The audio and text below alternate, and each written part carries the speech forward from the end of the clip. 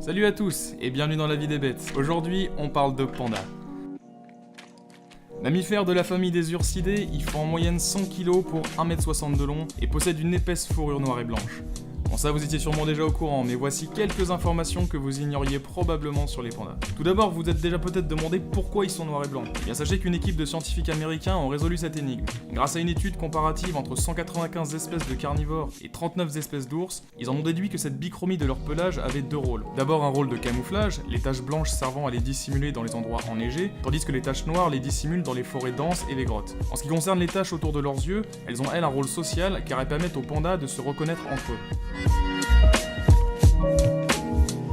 Deuxième info, les pandas ont 6 doigts. Enfin, pas exactement. Ils possèdent bien 5 doigts avec des griffes, mais également un faux pouce qui leur sert de pouce opposable au centre de la main. C'est en fait un os du poignet qui s'est transformé petit à petit pour aider les pandas à attraper des trucs comme des tiges de bambou. C'est un bel exemple de convergence évolutive, c'est-à-dire quand des espèces différentes trouvent une solution similaire à un même problème. Contrairement aux primates, les ursidés n'ont pas de pouce opposable, mais attraper des choses c'est quand même bien pratique. Alors les pandas ont développé à leur manière une sorte de pouce opposable. Si vous voulez en savoir plus sur ce sujet, lisez Le pouce du panda de Stephen Jay Gould.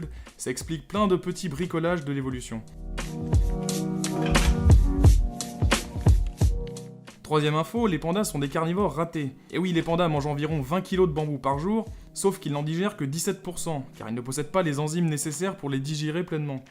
En 2010, une équipe de généticiens chinois a séquencé le génome du panda et a découvert qu'il possède tous les gènes codant les enzymes propres à un régime carnivore. Ils ont cependant une mutation qui leur empêcherait de percevoir le goût de la viande. Ils ont donc un système digestif et la génétique d'un carnivore, mais se nourrissent à 99% de végétaux.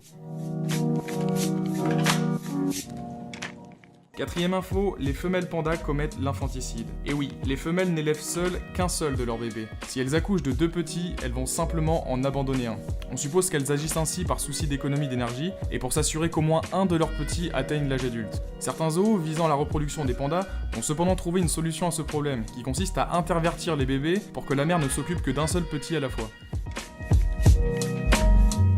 Dernière info, les pandas sont de plus en plus nombreux. Et oui, ça c'est la bonne nouvelle du jour, la population des pandas géants a augmenté de 17% depuis les années 80. On compte désormais 1863 pandas dans la nature et plus de 400 en captivité. Alors certes, il y a encore beaucoup de travail afin que cette espèce ne soit plus une espèce en danger d'extinction, mais c'est tout de même des résultats très encourageants. La reproduction en captivité reste toutefois très complexe, car les pandas sont beaucoup plus actifs d'un point de vue sexuel dans leur milieu naturel. Les programmes de protection ont donc réussi à limiter l'expansion des terres agricoles et à aménager des points de passage entre les différentes montagnes pour faciliter les rencontres entre pandas. Voilà, cet épisode est maintenant terminé, j'espère qu'il vous a plu. Si c'est le cas, faites-le moi savoir en mettant un pouce en l'air ou en partageant cette vidéo. Si vous voulez vous abonner, moi ça me pose pas de problème. Et surtout, n'hésitez pas à me suggérer dans les commentaires un animal que vous aimeriez me voir dessiner. Sur ce, je vous dis à la semaine prochaine. Salut!